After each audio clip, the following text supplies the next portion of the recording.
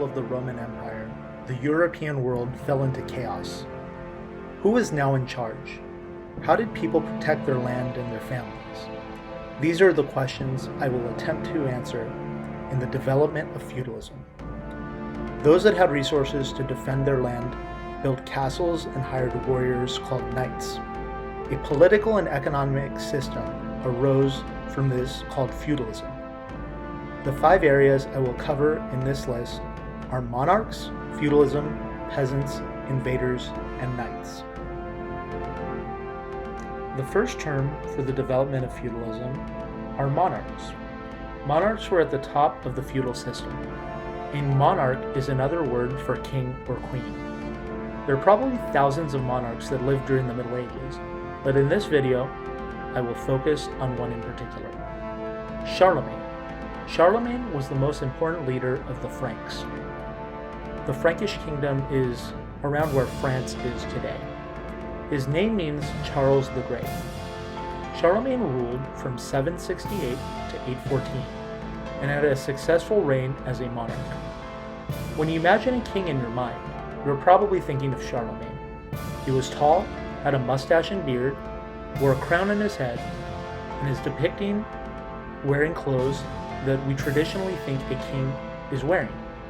He helped unite Christian lands and promoted education as a ruler. Second on the list is the term feudalism. Charlemagne practiced a political and economic system during the Middle Ages. This was called feudalism. He rewarded knights with land and privileges in return for military service. Most other European civilizations also practiced feudalism. People in feudalism had clearly defined roles in which they pledged loyalty to a lord in return for protection. The hierarchy of feudalism is the following. At the top, you had the monarch, followed by lords, followed by knights, and then at the bottom of the social hierarchy, you have peasants. All had a vital role in medieval life. All members of a feudalistic society were bounded by promises of loyalty. The king kept some land, but could not manage all of it, so he gave grants of land called fiefs to his loyal subjects. These lords that were given the land are called vassals. Most lords lived in large estates called manors. Castles or manor houses were built on this land. Here are some examples of castles in England, in France, in Germany, in Spain, and in Greece. There are castles all over medieval Europe. Third on the Peppy list for this week are peasants. Peasants were at the bottom of the feudalistic system. They labored on land and paid taxes to the monarch and their lords. There were 2 types of peasants, free peasants and serfs. Serfs could not leave the lord's manor. Peasants were not just farmers. They were carpenters, cobblers, blacksmiths, and other skilled laborers. During times of war, they would be called up to help fight for the lord or king. Fourth on the list are invaders. So why were there so many castles built during the Middle Ages? After the collapse of the Roman Empire, the people who had resources needed to protect their land. So they built walls around their manor houses and towers to defend them against invaders. In this video, I will highlight 3 invaders that attacked Europe. These invaders were the Vikings, the Magyars, and the Muslims. The Vikings attacked Europe from north. They raided towns and religious centers on their longboats.